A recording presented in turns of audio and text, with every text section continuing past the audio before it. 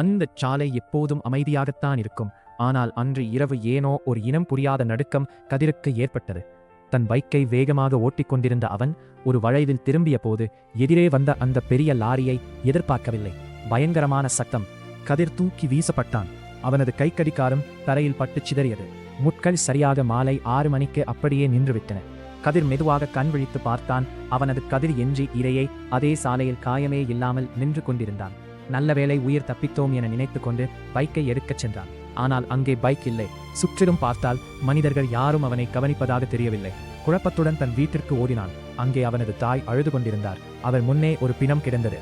அது கதிரின் உடல். திடுக்கிட்டு போன கதிர் தன் கையை பார்த்தான். அவனது கடிகாரம் இன்னும் 6 மணிக்கு என்றே காட்டியது. தான் இறந்துவிட்டோம் என்பதை உணர்ந்த அந்த நிமிட ஒரு பயங்கரமான வெளிச்சம் அவனைச் சூழ்ந்தது. மீண்டும் அதே சாலை, அதே பைக். அவன் மீண்டும் ஓட்டிக்கொண்டிருக்கிறான். அதே வளைவு, அதே லாரி. மீண்டும் விபத்து நடக்கிறது.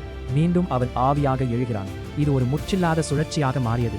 100 முறை 1000 முறை அவன் செத்து பிழைத்தான். அந்த 6 மணிக்கு என்றே நேரத்தை தாண்டவே முடியவில்லை. ஒரு கட்டத்தில் ஆத்திரமடைந்த கதிர் இந்த முறை விபத்து நடப்பதற்கு முன்பே சாலையின் குறுக்கே பாய்ந்து லாரியை நிறுத்த முயற்சான். லாரி நின்றது. கதிர் ஓடிப்போய் லாரி டிரைவரின் கதவை திறந்தான். உள்ளே இருந்தவனை பார்த்ததும் அவனுக்கு ரத்தம் உறைந்து போனது. அந்த லாரியை ஓட்டிக்கொண்டிருந்தது வேறாரும் இல்லை, கதிரேதான். லாரிக்குள் இருந்த கதிர் கீழே நின்றிருந்த கதிரை பார்த்து ஒரு விகாரமான சிரிப்பைச் சிரித்தான். ஒரு வழியா என்னை கண்டுபிடிச்சுட்டியா? இத்தனை வருஷமா இந்த லாரிக்குள்ள நான் கைதியா இருந்தேன். இப்போ எனக்கு விடுதலை கிடைச்சிருச்சு. இனி நீதான் இந்த லாரியை ஓட்டணும். அடுத்த பலி கிடைக்கிற வரைக்கும் இந்த சாலையிலேயே சுத்திட்டு இரு என்று கூறிவிட்டு கீழே குதித்தான். அவன் தரையில் இறங்கிய அடுத்த நொடி நேரம் 6:06 என்று மாறியது. ஆவியாக நின்ற கதிர் இப்போது லாரிக்குள் இழுக்கப்பட்டான். அவனது கையில் இருந்த உடைந்த கடிகாரம் மீண்டும் ஓட ஆரம்பித்தது. ஆனால் அவனால் லாரியை விட்டு இறங்க முடியவில்லை.